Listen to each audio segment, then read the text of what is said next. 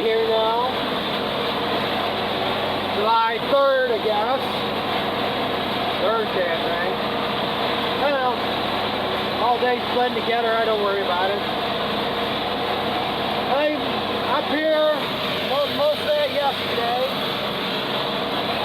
I let this field go last night. I'm come up here to get this done today. I got more than enough hay on the ground right now, but I want this mowed because it's a lot easier if I can do all this in one shot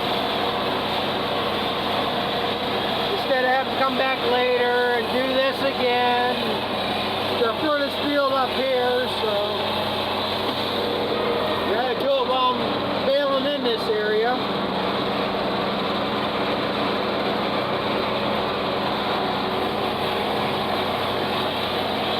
Should be cutting hay, but I want to give it a little extra time.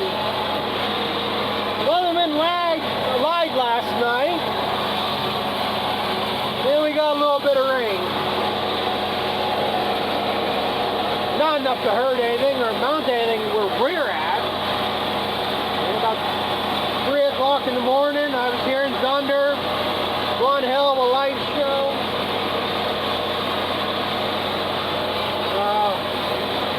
I look at the radar and it's showing most of it up over the lake north of us. And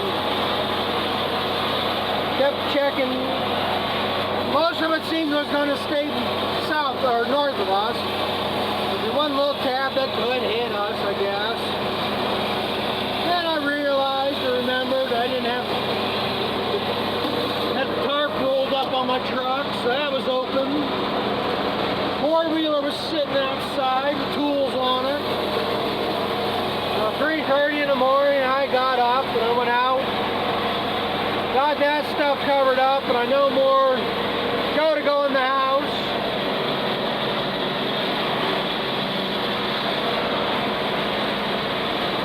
And we started to get a bunch of big raindrops. But like I said, it amounted to nothing. I think we had more of a dew the night before than we got rain last night. But yeah, I talked to somebody this morning, and that way, kind of south and east of us, he said they got dumped on. So when I was watching the progression of the radar, yeah, it was coming across the lake, staying north of us, but it was looking back around a little bit, so.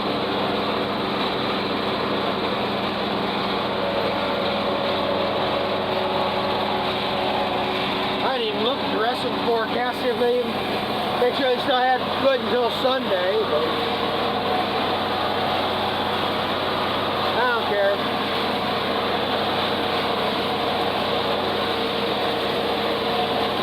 They say you can't get it up unless you get it down. Get enough of it down I can pick. This field's awful weird. This is some real nice stuff here. But then you're getting up to areas, especially that far side, here, thinned out, really crappy looking stuff. This is a case of, should have had manure put on it. But when you don't have the cows and have to spread manure every day, some areas ain't getting it like they used to.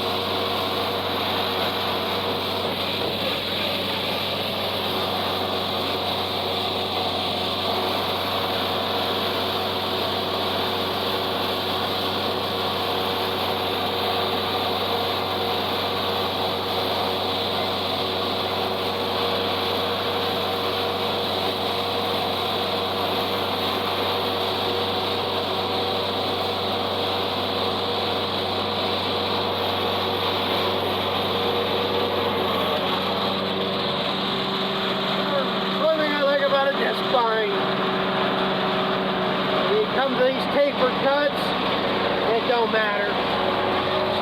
The hay bunions always plug up. First gear to get through it.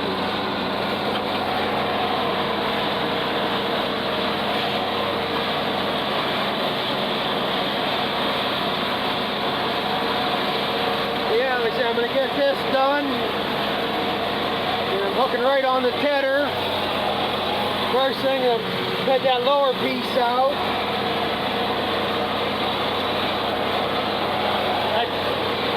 I think I might be able to bail it today. I don't know if I can get it. I want to go start heading out some of the other stuff. I just don't know how much I'm going to cut out. This piece here, as thin as it is, I say come up here Saturday and rake it. So some of this I might not have to cut out.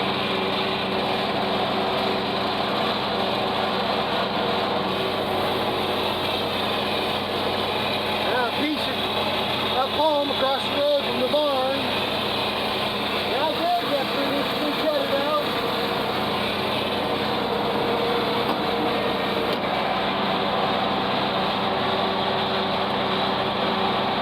Like I said, I want to give it a little bit of chance to air off the top.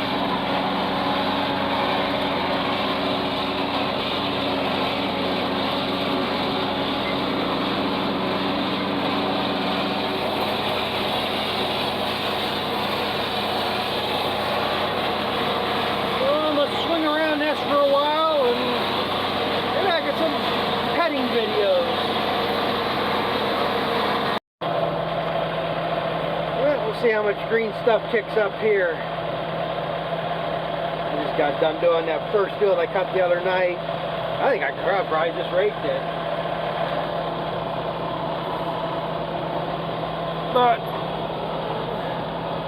we got time, so we'll do a little bit on the safe side.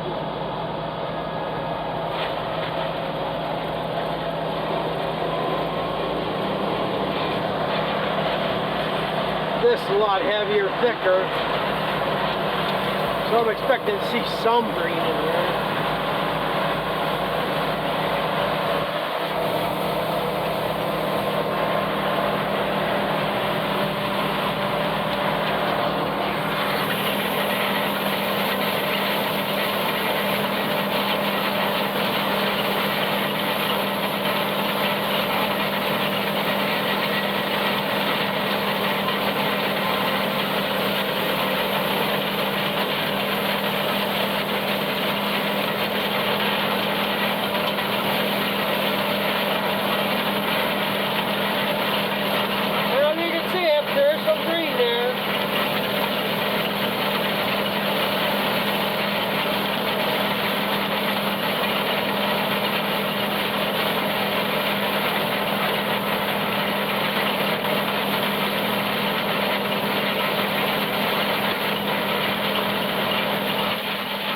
A lot of green in this yet.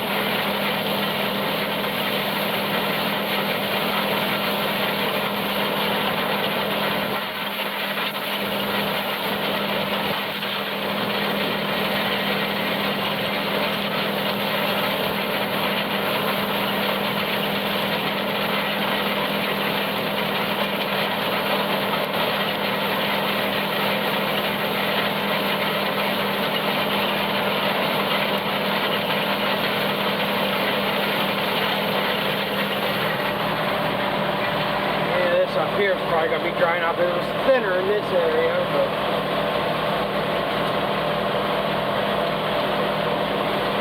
yeah, I guess a good move heading this out.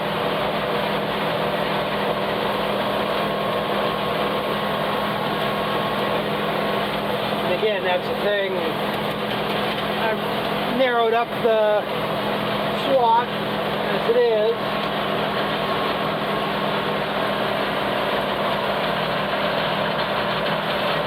So the center of it's going to be heavier, thicker, and it ain't going to dry.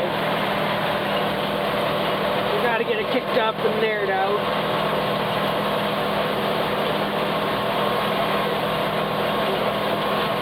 Wrong one.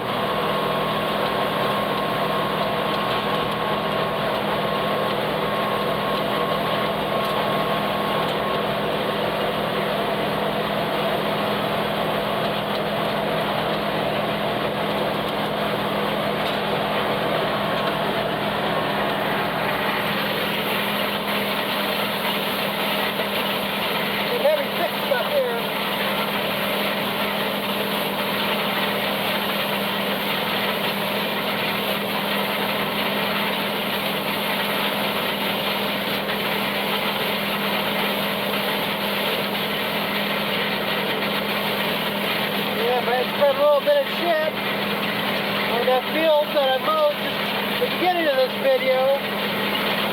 This is what I would have up there.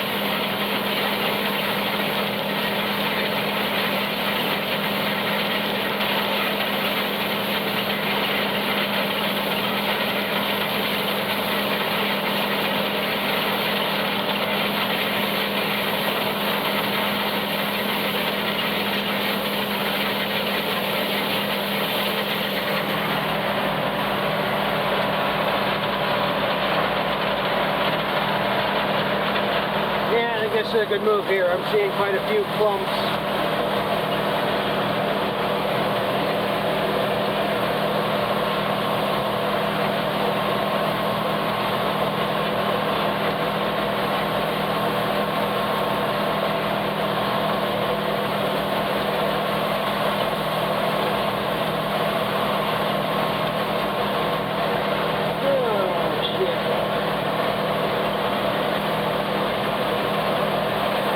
Like I said, I'm pretty sure I don't have to ted everything.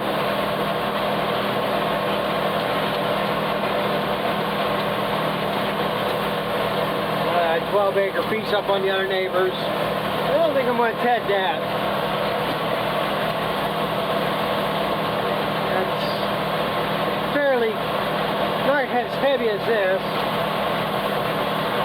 Laying again all day today. I don't know how much. I'd like to get some of it raked up tomorrow. If I can rake that up tomorrow, my dad said till the next day, I think it'd be a good shape to bale.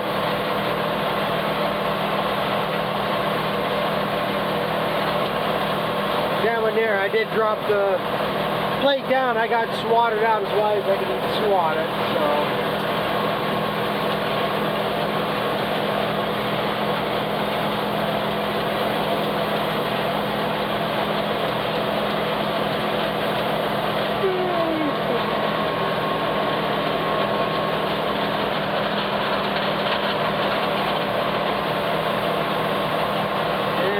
Miscounted this the last time. Screwed up right from the start.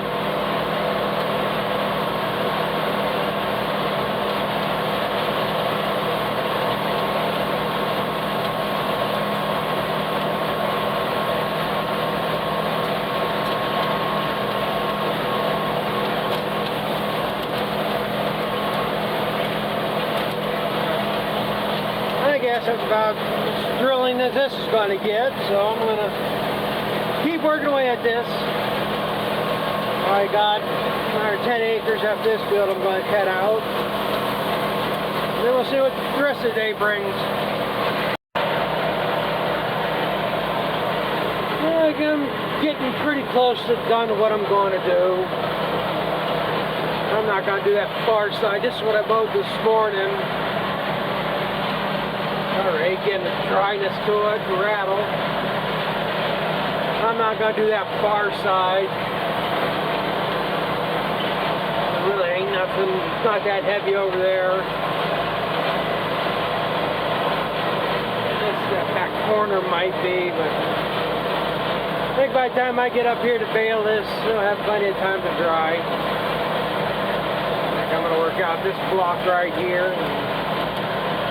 Be done.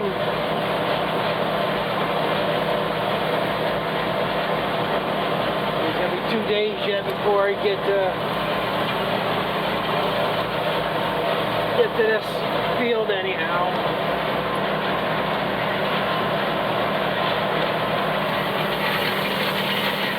It is heavy.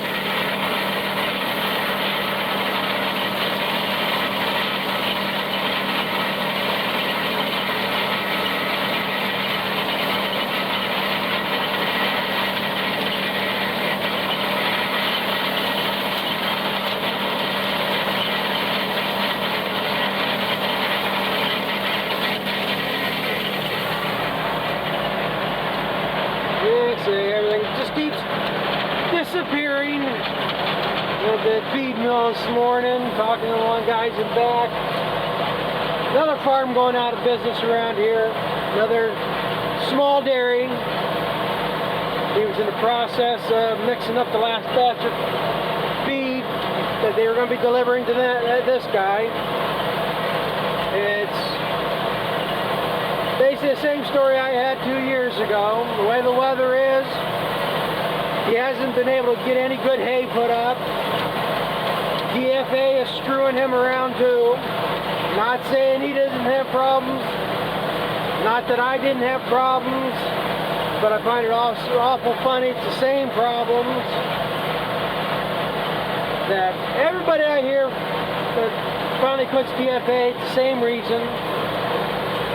Just like me, as soon as I get some improvement of the count that they were saying I was high on, another one goes high. So again, I don't think DFA wants a small farm around anymore. Everybody else who wants the one big large farm, one guy controlling, it's easier too than to have 10 guys.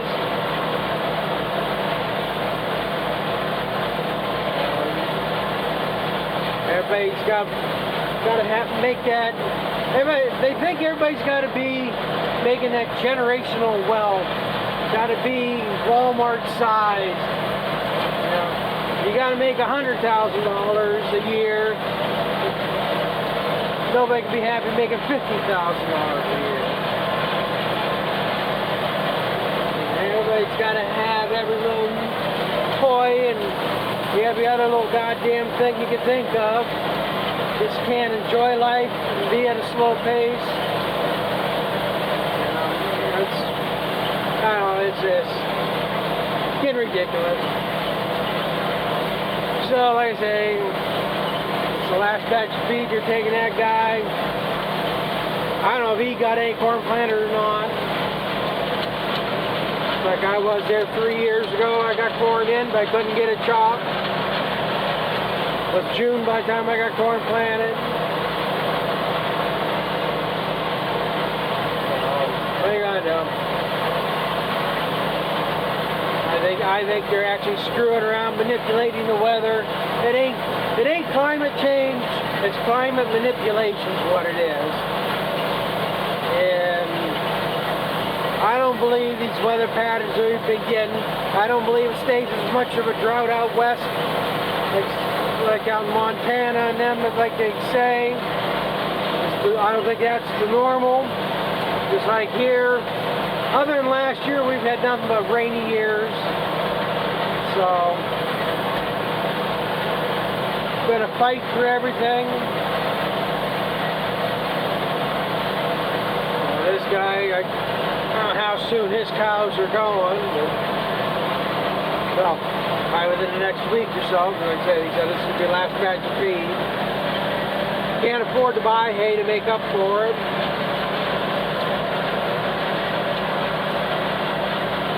That'd be a case if he wanted to go for a little bit, did have. I mean, I got 70 bales of baleage yet. There's that. Cut him a deal on it.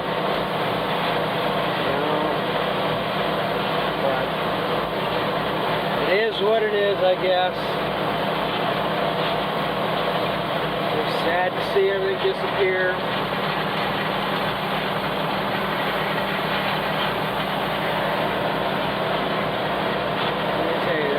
Put everything into, basically the old saying, put all your eggs in one basket. So you're going to have one big farms, and then what's going to happen if you get that mad cow or a hoof and mouth, or they're saying this avian bird flu is transferring to dairy cattle. You know, you have one thing come in and wipe out that herd of 500 or 1,000 cows. Or if that was divided up between 10 farms with 50 cows, maybe one or two of them would have a problem. At every step, it's either manipulation or control. They don't want you independent, they want you reliant. I don't know. I would say it looks a lot better after I mowed it. But I guess I'm going to make one more round.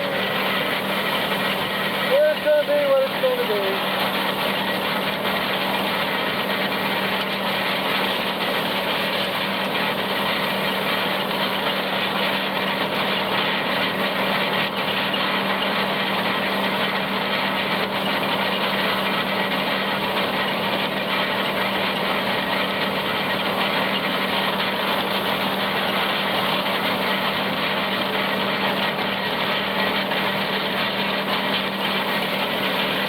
around the woods that hole.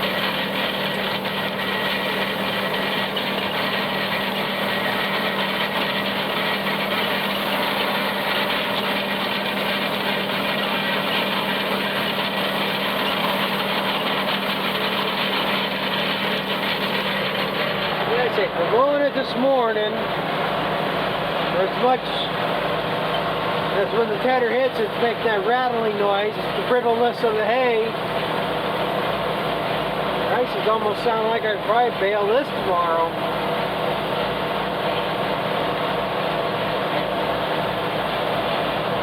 This will probably be the last stuff I bale, because if I don't get this part of the field, I really don't care. Not as important as some of the other fields. So if we would happen to get rain again, I still haven't even looked at the forecast to double check, make sure we're good through Sunday again.